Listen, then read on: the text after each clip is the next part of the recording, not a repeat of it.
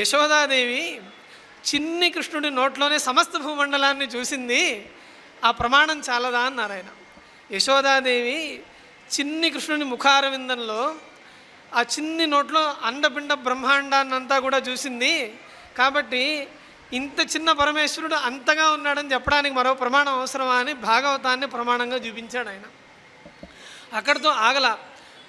అమరకోశంలో ముకుంద కుంద నీలాశ్చ ఖర్వశ్చ నిధయోనవా అని, వరశ్చ నిధయోనవా అని నవనిధుల్ని పేర్కొనేటప్పుడు ముకుంద శబ్దం చేత ఒక నిధిని పేర్కొంటారు.